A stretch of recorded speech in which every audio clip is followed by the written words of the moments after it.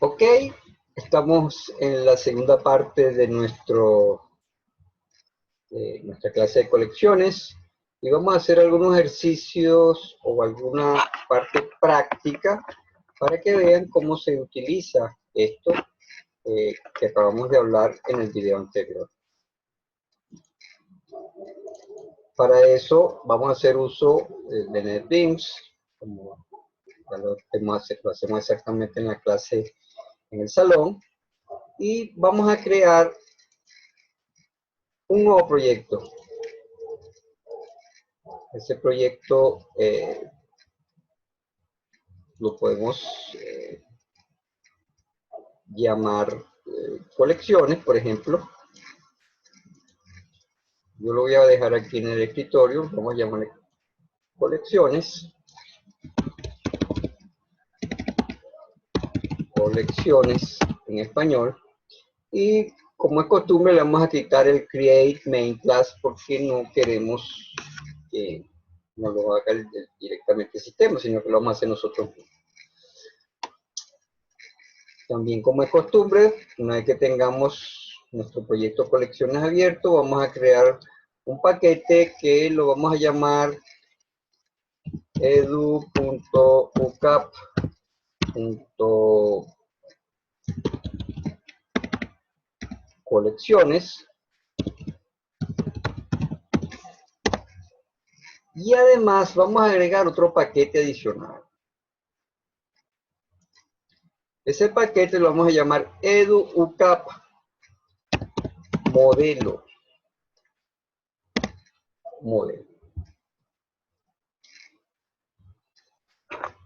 Como lo dije en alguna vez en la clase, y lo reitero ahorita, en Java y prácticamente en la mayoría de los lenguajes de programación, el modelo se refiere a los datos. Vamos a crear una clase aquí en modelo. Vamos a crear una clase que vamos a llamar persona. Vamos a llamarla persona. Y en esta clase de persona, voy a poner la letra un poquito más grande para que sea mejor. En esta clase de persona, vamos a definir unas propiedades. Una propiedad de tipo string, que es su nombre.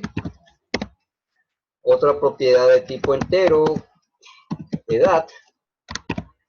Y otra propiedad que vamos a llamar de tipo entero, que vamos a llamar pseudo-identidad.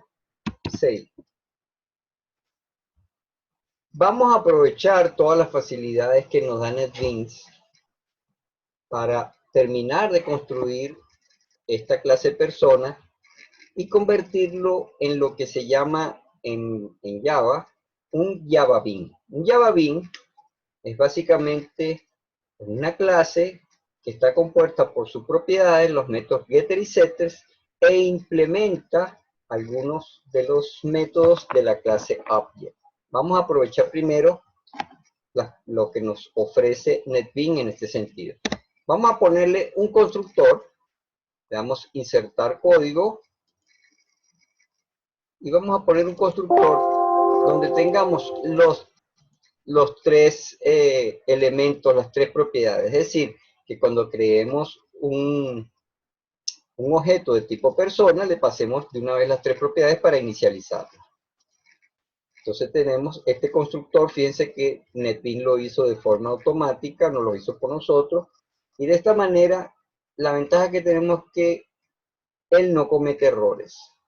Tal y como nosotros lo escribimos aquí, él lo pasa y usando exactamente la sintaxis, no solamente la sintaxis, sino también el formato que se acostumbra a utilizar en Java. Además, vamos a ingresar los métodos getter y setter, entonces hacemos exactamente lo mismo. Le damos insertar código, getter y setters, los seleccionamos todos y además le decimos que los encapsule. Encapsularlo significa que los va a colocar todos como privados. Y entonces, después de un breve momentico, vemos que ya puso todos los métodos como privados, todas las propiedades como privados, ¿verdad? los atributos como privados, y puso el get y el set de cada uno de ellos, de cédula de identidad, del nombre y de la edad. ¿Ok? Ahora, vamos a agregar, para que esto sea exactamente un Java Bean, vamos a agregarle los métodos que, a sobreescribir algunos métodos de la clase Object. Bien sabemos, por herencia, todas las clases en Java provienen de la clase Object. Como provienen de ella, nosotros podemos sobreescribir algunos de esos métodos. Vamos a insertar entonces código y vamos a decir, vamos a sobreescribir el método equals y el hash code. Y vamos a seleccionar para el equals una cédula de identidad, por decir algo, y digamos que el nombre también, nombre y cédula de identidad, y para el hash code con la cédula de identidad es suficiente, un valor numérico. Le damos generar y aquí tenemos el método hashCode. El hashCode lo que nos devuelve es un valor entero y ese valor entero identifica de forma única al objeto que tenemos. Y el método equals lo que hace es decirnos a través de un booleano que retorna si el objeto que tenemos en este momento comparado con otro objeto es igual o no. ¿Ok? Aquí está la explicación, es muy sencillo. Si el objeto es igual, si el objeto que le estamos poniendo es el mismo objeto que estamos recibiendo, devuelve definitivamente true porque es el mismo objeto. Ahora, si el objeto que le estamos, con lo que le estamos comparando es nulo, por supuesto es falso.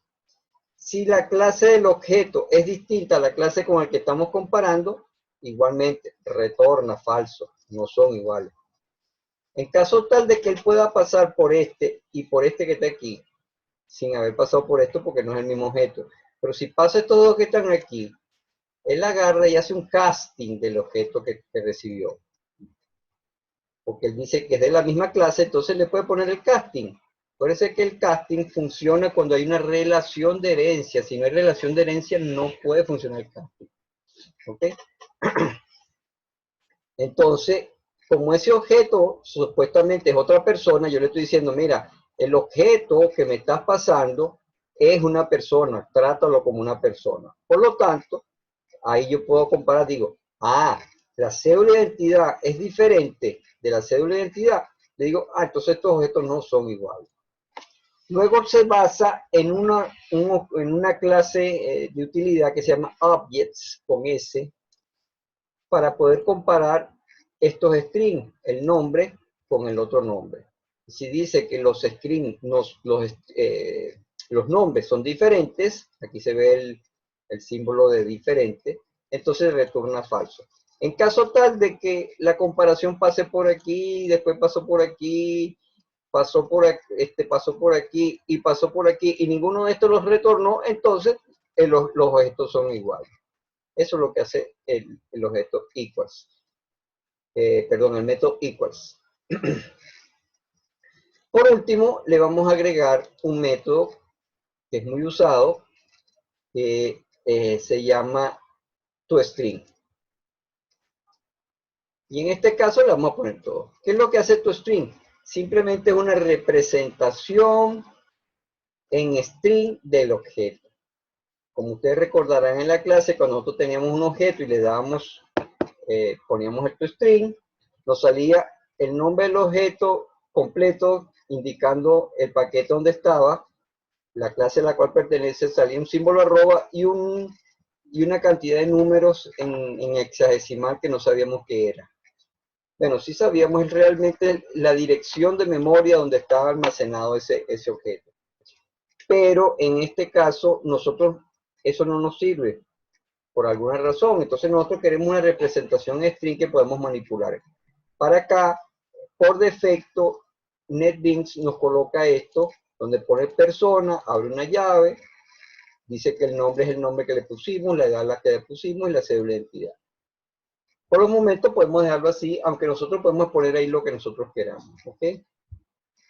Bueno, guardamos nuestro objeto persona y ya no lo vamos, este código no lo vamos a usar más, por lo tanto lo vamos a cerrar. Vamos a usar los objetos personas en otra parte. Aquí en colecciones vamos a crear una clase que la vamos a llamar prueba colecciones, y es la que vamos a utilizar para probar cómo funcionan las colecciones. ¿Para qué utilizamos la persona? En vez de probar directamente con string y cosas de esta, vamos a ver la potencia con que trabajan las colecciones, utilizando justamente un objeto de tipo persona. En prueba colecciones vamos a poner nuestro método main y vamos a agregar algunas personas. Vamos a crear algún objeto tipo persona, p1 igual a new persona.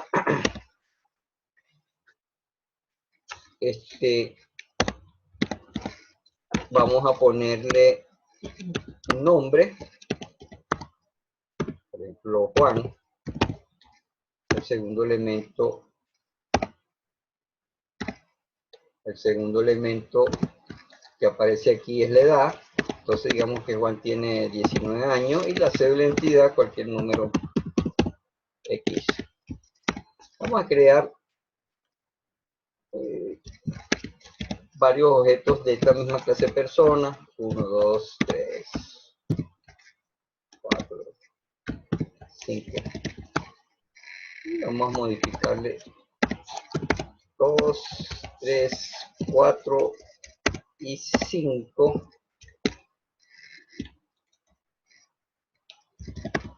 Poner los nombres. María de 18, con otra célula diferente. Este le cambiamos la cédula también. Vamos a darlo también de 19 y vamos a cambiar el nombre, lo vamos a llamar José.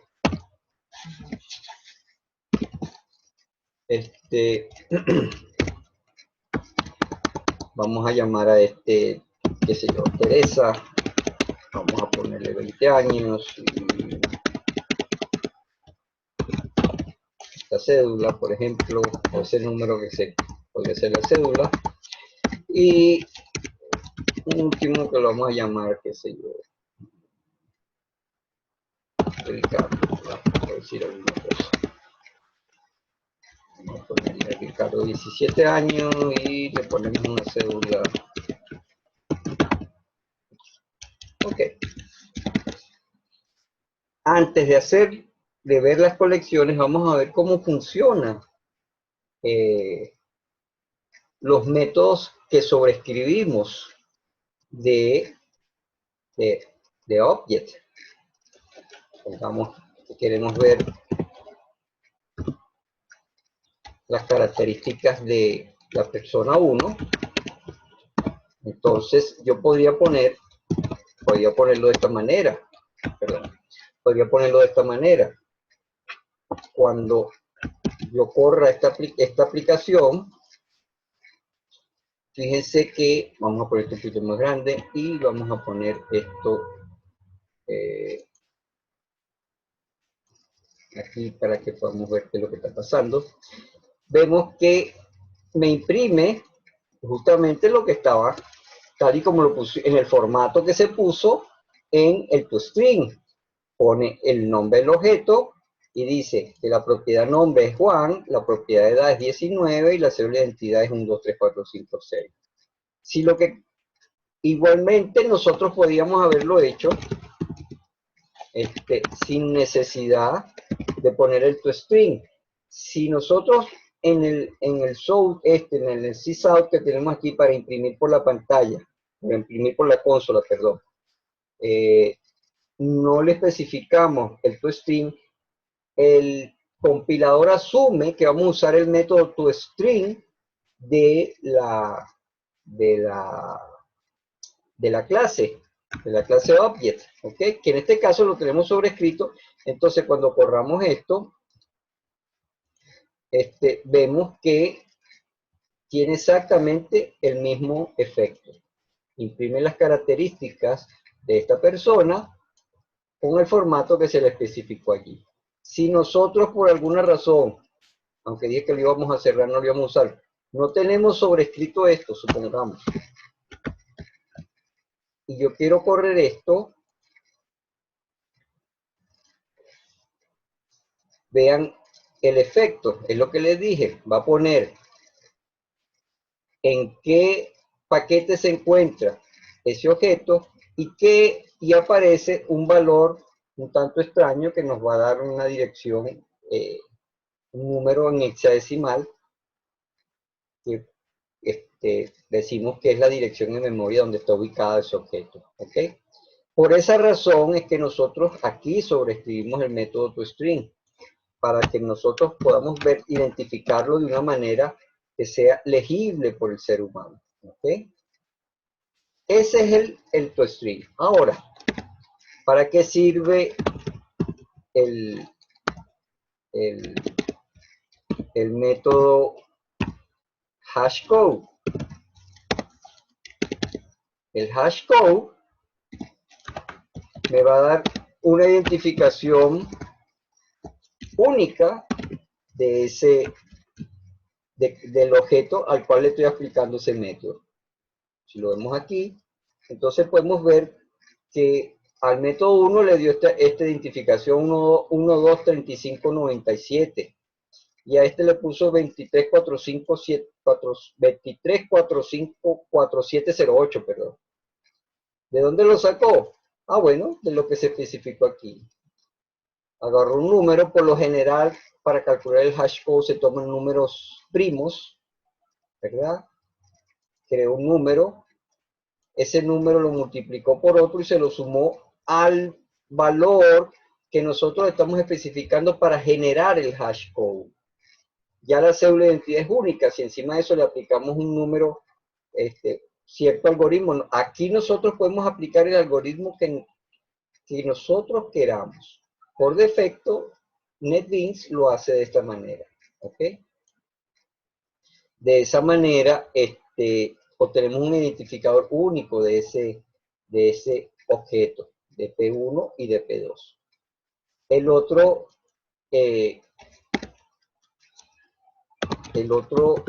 método que nosotros queremos ver es el equals. Podemos decir P1.equals P2, ¿verdad?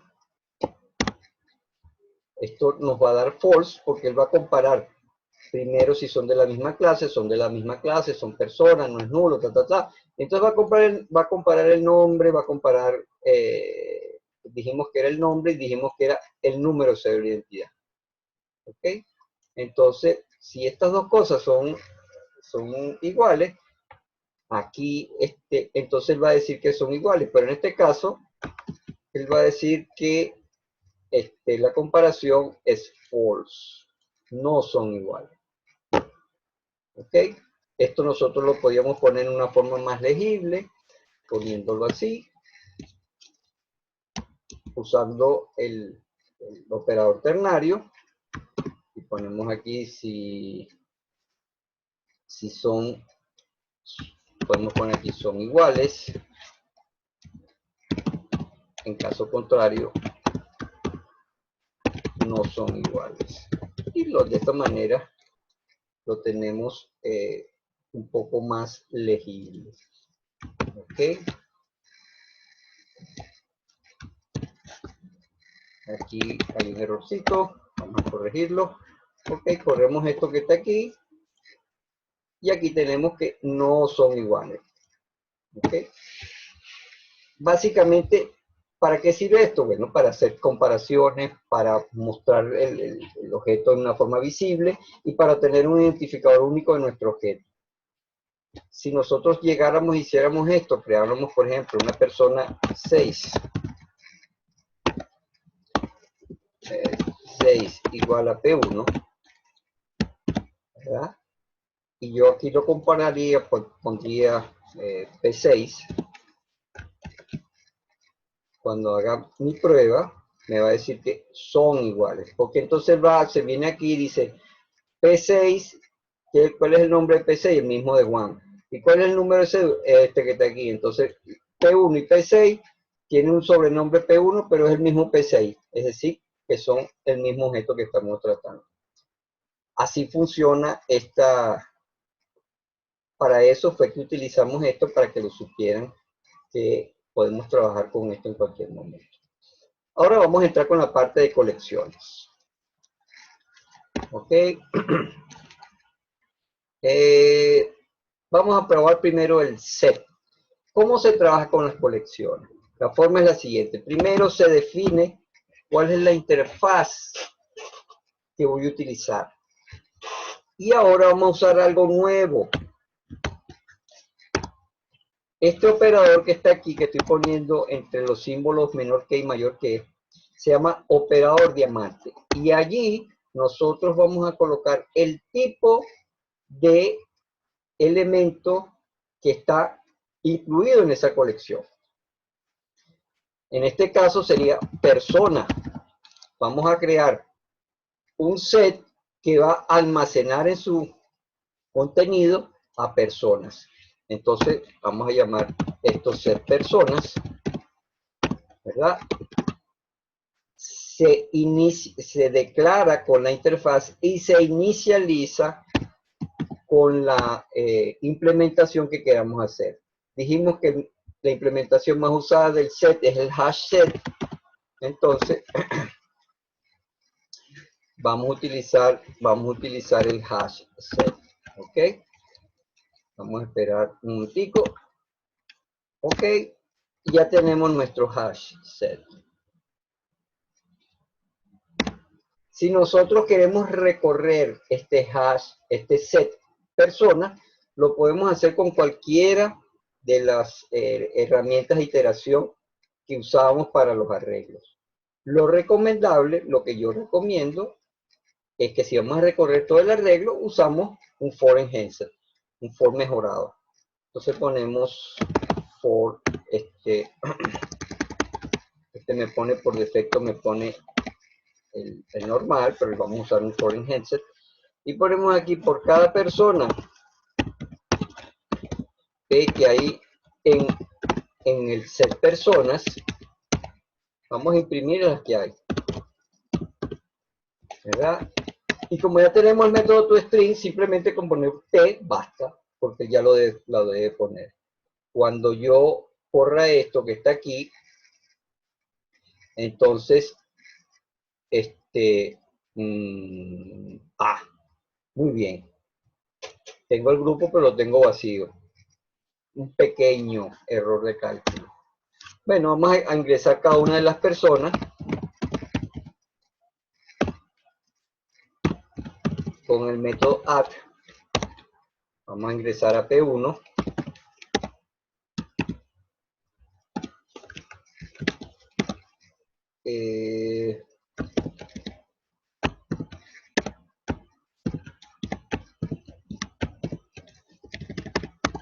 Cada una de ellas, P2, P3, P4, P5 y P6. Recuerden,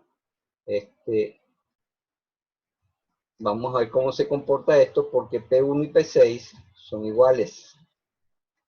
¿Ok? Son objetos iguales. Aunque, ya vamos a ver lo que va a pasar. No me voy a adelantar. Cuando imprimimos, fíjense que él no permite elementos duplicados.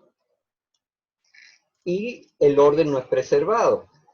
Juan está por aquí, María está, quién sabe dónde, está por aquí, José está aquí, Teresa está aquí, Ricardo está aquí. Y P6, que también es Juan, no lo incluyó. No lo incluyó porque no permite elementos duplicados. Porque si en vez de un hash set yo hubiese utilizado un tree set y corremos esto nuevamente, primero hay que importarlo. Y corremos esto nuevamente. Tenemos que nos dio un tremendo error. Ok.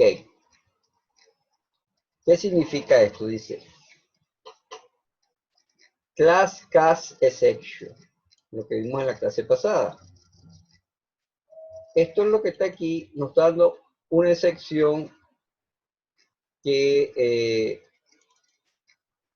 vamos a ver otra vez el output. Nos está dando una excepción que dice que la persona no puede ser casteada a comparable. Para poder ordenar los objetos, tienen que ser comparables entre sí. Entonces, para eso nosotros necesitamos que la clase persona implemente una interfaz llamada comparable. ¿Ok? Por eso fue que nos dio ese error.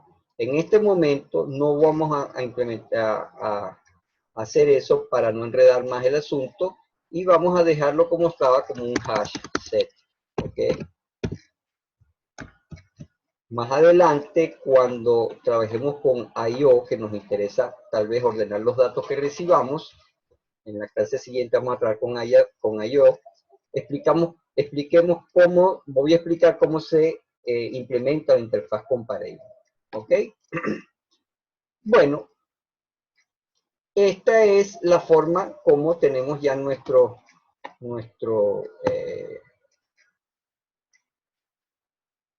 set. Digamos ahora que lo que quiero, vamos a poner un source aquí para que a la salida podamos reconocer qué es lo que estamos haciendo. Con un set. Aquí vamos con un list o con una list, ¿verdad? Y es exactamente el mismo procedimiento. Primero declaramos la lista. Vamos a importar directamente. Decimos de qué tipo es de tipo persona. Vamos a llamar a list persona.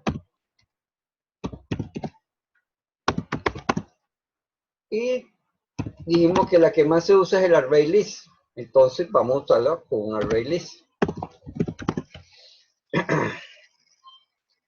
Usamos la función de autocompletar y aquí la tenemos. Fíjense que solamente lo declaro aquí, porque ya el compilador asume que la implementación es del mismo tipo de el que estoy usando en la declaración.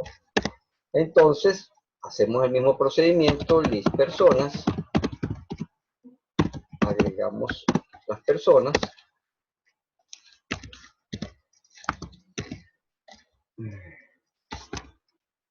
déjame teclado, ahora sí. Vamos a hacer lo mismo que hicimos con el set, 1, 2, 3, 4, 5 y 6.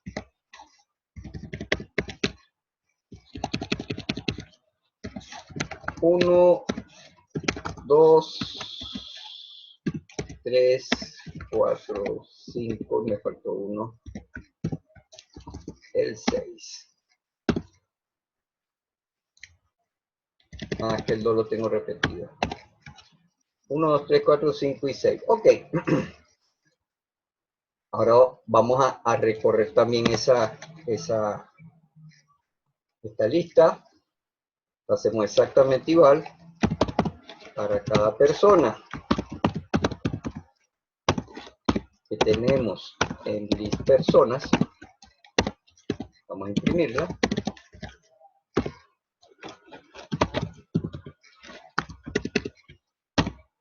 ¿Verdad? Esto que está aquí, por los momentos, los vamos a comentar para no enredarlos en la salida. Y vemos aquí que aquí está el orden.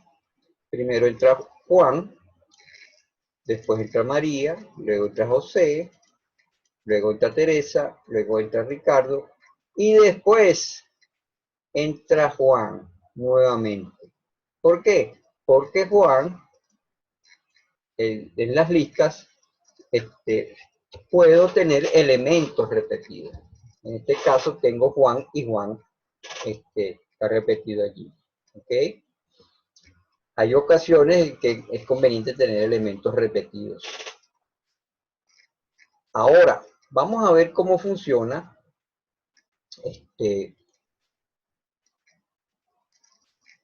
un mapa.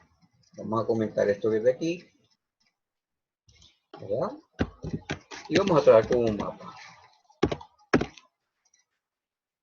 Vamos a poner nuestro aviso con un mapa. Para el caso de map, hacemos lo mismo. Vamos a ponerlo aquí.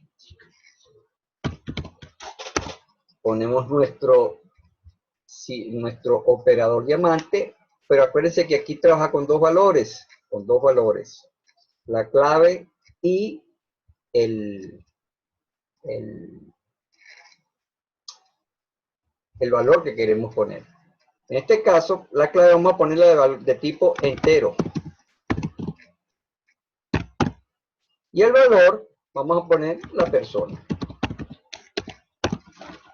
Más personas. Exactamente igual. Lo que hacemos es que inicializamos, declaramos con la interfaz e inicializamos con la implementación. New hash map, que es el más usado. Fíjense que utilizando la herramienta de autocompletación, la posibilidad de autocompletación que tiene NetBeans, me evito cometer errores. ¿Cómo se utiliza? Con la tecla, la combinación de tecla control barra espaciadora y él busca autocompletar. Ok, en este caso, como map no depende de collection, no tiene un método llamado add, sino que el método que existe para map es un put. Entonces ponemos aquí map personas, ponemos put. Y digamos que queremos poner 1. Aquí ponemos el objeto 1 y copiamos exactamente otra vez esto. 1, control C, 2, 3, 4, 5 y 6. 2, 3, 4, 5 y 6. Y igual aquí. 2, 3, 4, 5 y 6. Ahora, la forma como se recorre un mapa es un poquito diferente a como se recorren las listas y los sets. ¿Por qué? Por la misma consideración de que tiene que recorrer sobre dos elementos. La clave que identifica el valor o el objeto al cual estoy apuntando. Entonces, lo hacemos de esta manera. La clase map tiene una implementación que tiene una subclase que es entry, que es la que define, el tipo de clave y de valor que le estoy poniendo. En este caso es integer y persona. Vamos a llamar al objeto, que vamos a recoger, lo llamamos mapa y decimos que está en la colección map personas, ¿verdad? Igualmente aquí tenemos que usar un método que se llama entrySet. Entonces fíjense, la clase map tiene una subclase que se llama entry, que es de tipo estática, donde yo defino el tipo de la clave y el tipo del objeto del valor que estoy recuperando. Le doy un valor a, a, a esa variable que estoy utilizando para recorrer y digo sobre qué mapa lo voy a poner, que es map personas, pero además tengo que identificarlo, que es en el entry set. Básicamente la clave se comporta como un set, por eso es que no permite valores duplicados. Entonces yo aquí, yo puedo utilizar esto. Ahora, de mapa, ¿cómo tengo valor? Yo puedo tener la clave, ¿verdad? En la clave tal, yo puedo decir, perdón, me equivoqué. En la clave tal, yo pongo que está apuntando al valor es mapa, perdón, mapa get al valor de persona que tenga, ok. Y aquí le tengo que decir que sea toString. Me está apuntando un error aquí, parte el símbolo más aquí, y dijimos que esto no hacía falta ponerlo porque ya sabemos que el valor que él va a tener, fíjense aquí, es de tipo persona, por lo tanto, no, ya tenemos un formato para eso, ¿ok? Cuando yo corra este ejemplo, vemos que en la clave 1 yo tengo esta persona, en la clave 2, en la 3, en la 4, en la 5. La clave 6 tiene otra vez la persona esta que está aquí. Y dijimos, ¿cómo es eso? No es que no había elementos repetidos. Lo que no se puede repetir es la clave, ¿ok? Pero el contenido lo que tiene sí puede ser repetido. Yo no podría hacer esto. Sí lo podría hacer, pero el mapa no me lo va a permitir. Cuando lo corro vemos que solamente hay 5 elementos, porque el elemento 1 ya está incluido, el elemento 1 ya está incluido en el mapa, no lo puedo repetir. Si cambio la clave aquí por 6, ok, y le doy, fíjense que me permitió ordenar por la clave. Perdón, ingresar la persona repetida. ¿Ok? Si yo quisiera tener un elemento en particular del mapa, digamos que yo quiero el elemento que está en la clave 4, que es Teresa de 20 años, yo puedo poner así, map personas, que es el nombre de la colección, y le digo get, y me dice, ajá, ¿cuál clave? Bueno, la 6. Tráeme el que está en la 6. Cuando le doy correr, fíjense que él va a traer el que está en el elemento 6. Que es Juan, perdón. Queríamos, era el elemento 3. 4, perdón. Tenemos aquí 4. Y tengo, aquí está, Teresa, que es el que está en el elemento 4. ¿Ok?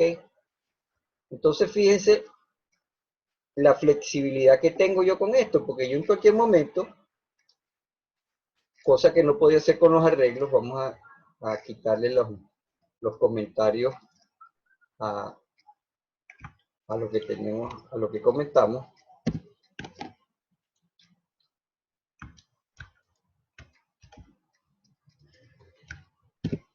Ok, hagamos las importaciones. Y digamos que yo aquí a este set, una vez que corrió esto, yo le quiero agregar otro elemento. Entonces yo como set personas, ¿verdad? Y puedo agregar un elemento nuevo. Vamos a agregar una persona nueva. Luis, por decir algo, de, no sé, 18 años, y se debe identificar lo que sea. ¿Ok? Y si después que yo corrí eso, lo vuelvo a correr,